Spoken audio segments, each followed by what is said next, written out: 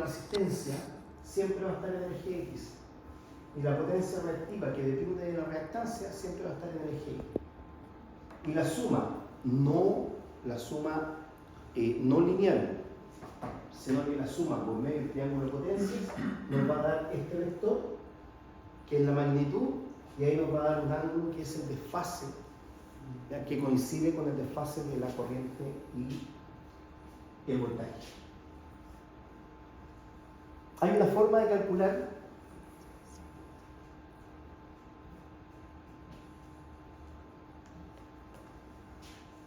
el ángulo de fase a partir del tiempo. Si yo tengo un osciloscopio, aquí me dice que tengo 0,01 segundo más o menos, ¿sí? Más o menos. 0,01 segundo de fase. Yo puedo ocupar esa fórmula, 0,01 dividido por 20 por 160 y me da un ángulo. A ese ángulo le aplico el coseno y va a ser el factor de potencia. Pero para eso necesito un osciloscopio, y el osciloscopio corriente alterna es sumamente difícil de encontrar hoy día porque es caro y sumamente sensible, y es muy aparatoso. Y hay otras técnicas, o sea, hoy día tenemos un potencímetro que nosotros lo ponemos, que lo trabajamos, ¿se acuerdan? Ese aparato que medíamos la corriente y el voltaje al mismo tiempo, ya me da el factor de potencia inmediatamente, o sea, no es necesario estar, pero se puede sacar con un osciloscopio.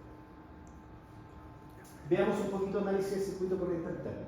Aquí volvemos a tener nuestro triángulo de potencias. Y la potencia aparente, nosotros la vamos a... la potencia aparente es el S, lo vamos a calcular tal cual S, o sea, V por I. Voltaje por intensidad de corriente. Así es sencillo, sin ángulo, sin nada. La potencia activa va a ser V por I, pero por el coseno de phi.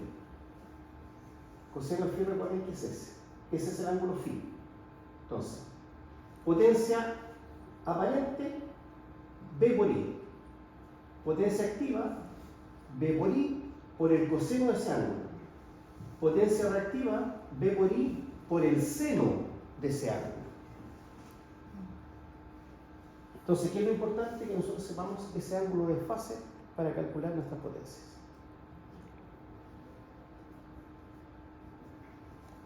La resistencia es V por I. La reactancia inductiva es el voltaje inductivo partido por la corriente inductiva, y la reactancia capacitiva es el voltaje capacitivo partido por la corriente capacitiva. Yo acá, por ejemplo, tengo un circuito que es el simulador que siempre utilizo, que le pongo switch. Entonces, si yo cierro, cuando abro, aquí la corriente circula por acá, llega acá y se divide para acá, para la resistencia. Sin embargo, acá está abierto, por lo tanto, hasta aquí no va a llegar la corriente. Si yo cierro acá, la corriente aquí se va a dividir para acá y se va a dividir para acá. Y si yo cierro los tres, la corriente se va a dividir por acá y para acá. Entonces, por ejemplo, según mediciones de un gráfico de señales, el voltaje en la resistencia es 98,82. Si el voltaje en la resistencia quiere decir que es resistivo solamente.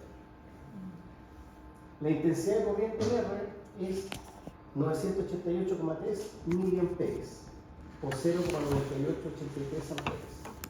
El ángulo de fase, ya, como es resistivo, no tiene ángulo de fase. ¿Y cómo lo podemos comprobar? 0 por 360, 0, dividido por 20, 0. ¿Y dónde se comprueba? Que el coseno de 0 es 1. Y el seno de 0 es 0.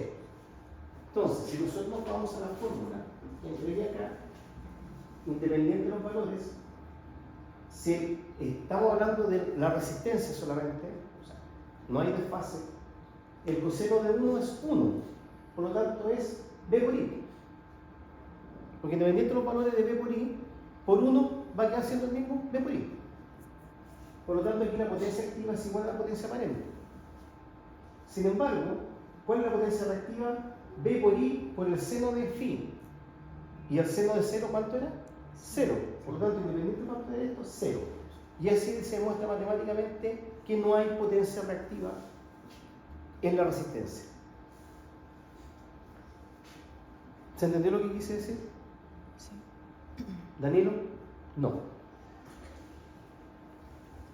Yo así calculo, de esta forma nosotros calculamos la potencia aparente, voltaje con intensidad corriente. Nada más, yo multiplico ese voltaje con intensidad corriente y me da la potencia aparente.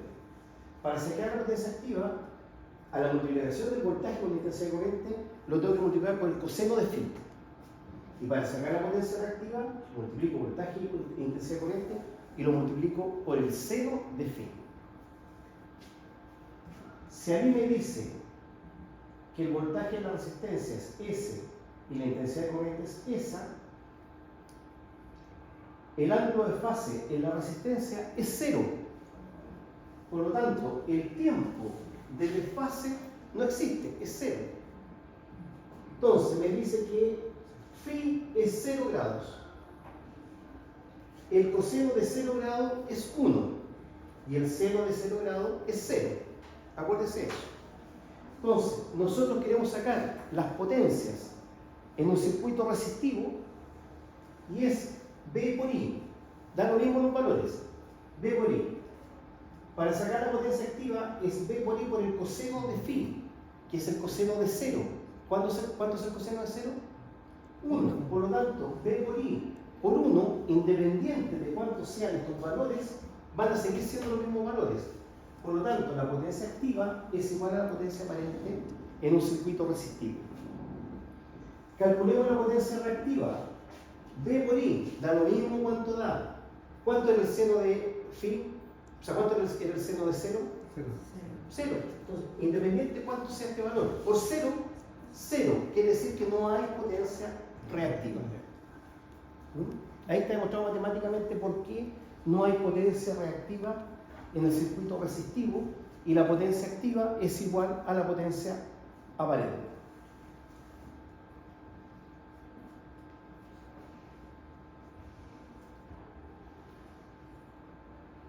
El mismo triángulo nosotros lo podemos ocupar para las impedancias que ya se los mostré y para las tensiones.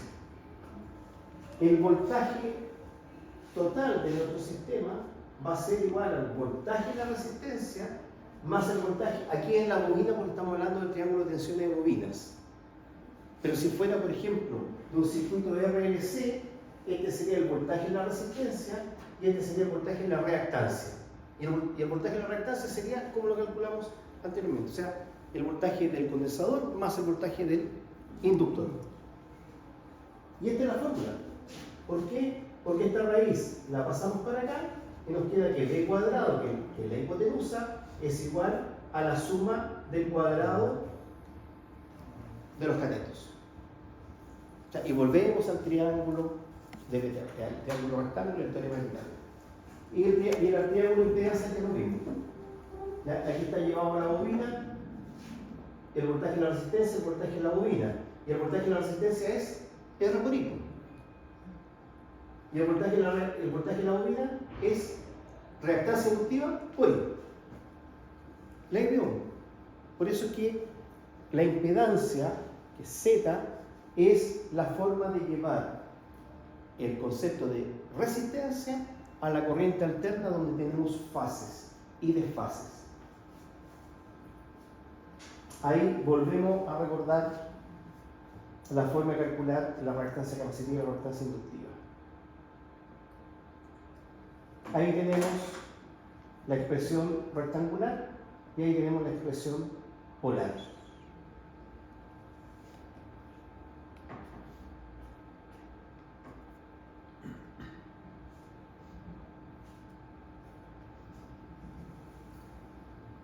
Todavía nos queda explicar. Y esto es lo que me importa, porque estoy seguro que no lo han visto y me interesa que lo vean para que lo sepan. Nosotros lo vamos a poner más en práctica en los módulos posteriores. ¿Qué es la corrección del factor de potencia? ¿Qué quiere decir corrección del factor de potencia?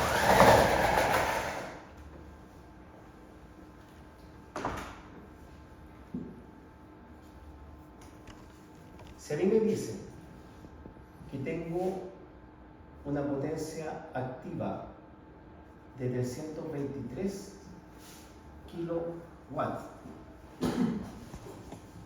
y una potencia reactiva de 312 kilovolt ampere reactivo, porque esta es la unidad de la potencia reactiva, kilovolt ampere reactivo, y la potencia aparente es el kilovolt ampere.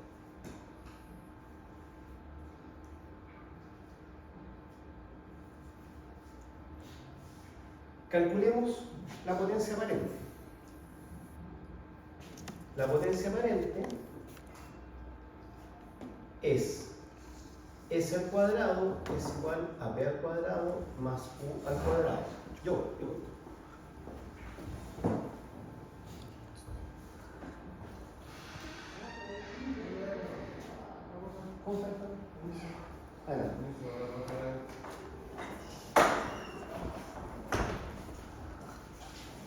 La potencia aparente, que es la hipotenusa, al cuadrado es igual a la potencia activa al cuadrado más la potencia reactiva al cuadrado.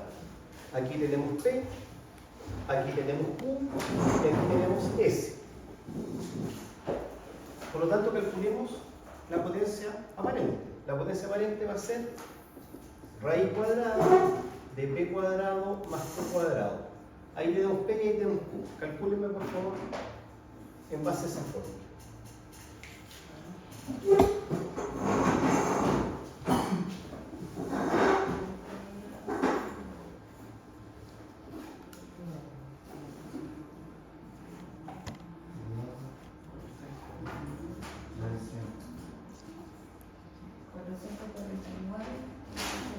¿Cuánto?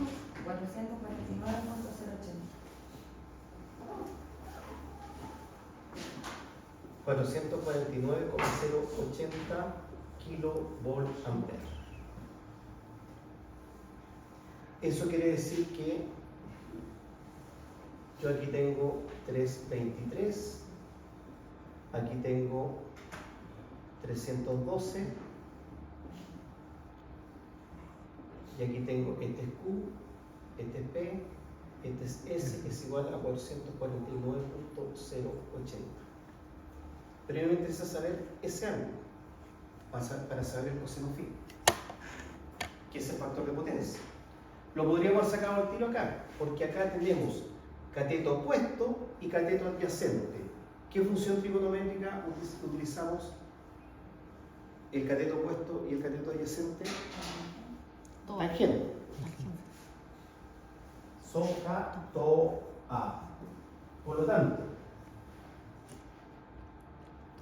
la tangente de phi va a ser igual al cateto opuesto, que es 312 partido por el cateto adyacente, que es 323. ¿Cuánto da eso, por favor?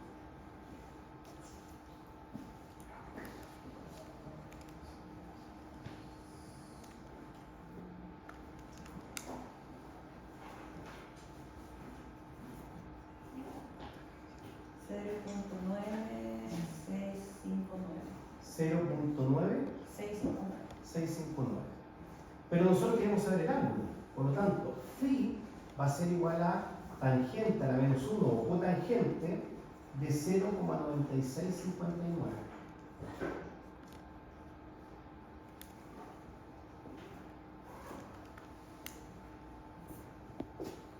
¿Cuánto es? 44,062. 44,0062. 44 no vale a 44 grados. Por lo tanto, este ángulo mide 44 grados.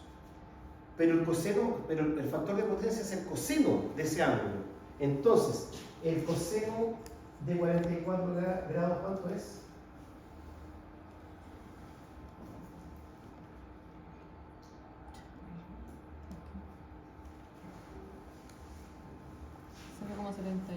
¿Cuánto? 0,71. 0,71. Eso quiere decir que estamos bajos en 22 centésimas en el factor de potencia. nos están cobrando multa, nos están cobrando un 22% de la boleta del mes. Y aquí es donde dicen, hay que corregir el factor de potencia. Entonces, Profe, ¿cuánto es? 90 y factor de potencia, 93. 0,93.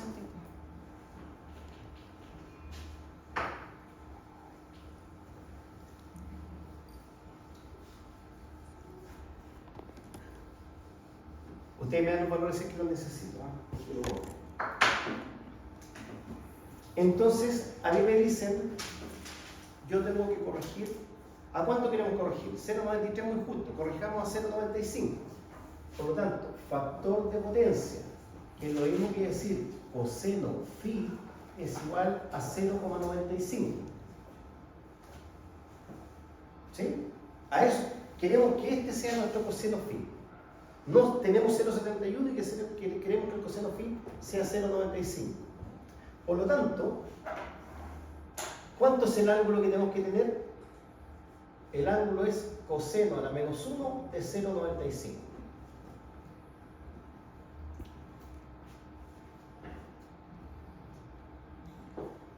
$18.19. Entonces, necesitamos que phi sea 18.19 grados para que nuestro coseno phi sea 0,95. En otras palabras, nosotros aquí tenemos la potencia activa, que era ¿cuánto? 323. Sí. Aquí tengo la potencia activa inicial, que es 312. Y nuestra potencia aparente inicial era 449,008. Y el ángulo, el phi inicial era 44.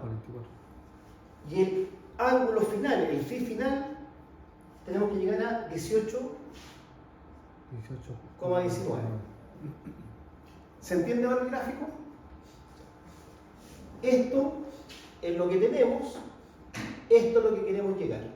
Porque al bajar el ángulo, bajamos inmediatamente la potencia activa. Entonces aquí nosotros calculamos el delta Q o la reactancia capacitiva que tenemos que inyectar al sistema. Y nosotros vamos a decir que la reactancia capacitiva que tenemos que inyectar al sistema es igual a potencia activa por la tangente del phi inicial menos la tangente del phi final. Es decir, la reactancia capacitiva que tenemos que inyectar ahí para que compense ese factor de potencia es igual a 323 por tangente de 44 menos tangente de 18,19. ¿Y eso cuánto da? 308.35. ¿Cuánto? 308.35. 308.35 volt ampere reactivo.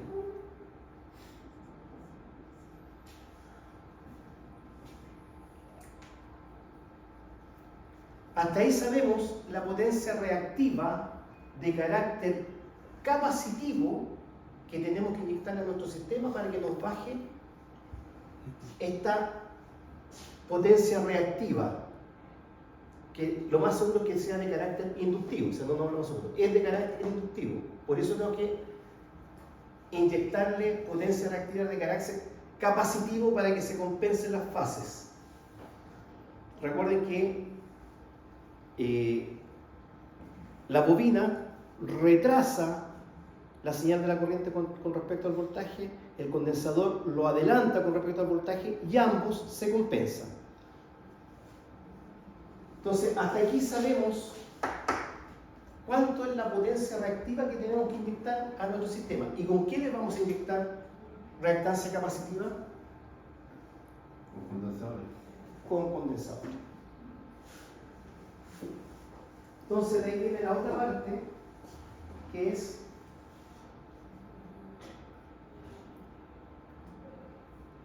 ¿cómo calculo yo la capacitancia de mi condensador que tengo que ponerle a ese sistema, o mi banco de condensadores que tengo que ponerle a mi sistema para yo poder lograr un factor de potencia 0,95. Y es esto. Igual a potencia reactiva capacitiva 308.35 partido por 2 pi, frecuencia angular F, por el voltaje al cuadrado. Bueno, aquí la vamos a tener tiro 50 por 380 al cuadrado. ¿Y cuánto da eso? 6.79. ¿Cuánto? 6.7971.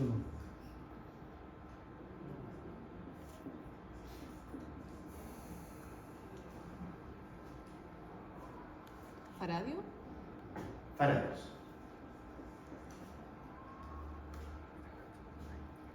¿Estás seguro? Porque este número tendría que ser casi 7 veces menor que este. Sí, es 0,0000067971. Ya, a ver, con calma vuelvo a responder. 0, 5 ceros, 6797, ya. 15. Ahí no. 6797. Faradios. Tenemos 1, 2, 3, 4, 5, 6, 7, 8, 9. Por lo tanto, nosotros podríamos que son 679,7 microfaradios. Y ahí sí me calza porque los condensadores son normalmente valores muy chicos. Entonces el condensador o el banco de condensadores que nosotros tenemos que aplicarle a ese sistema para condensar un mal factor de potencia para que llegue a 0,95 tiene que ser de 0,79,7 microfaradios.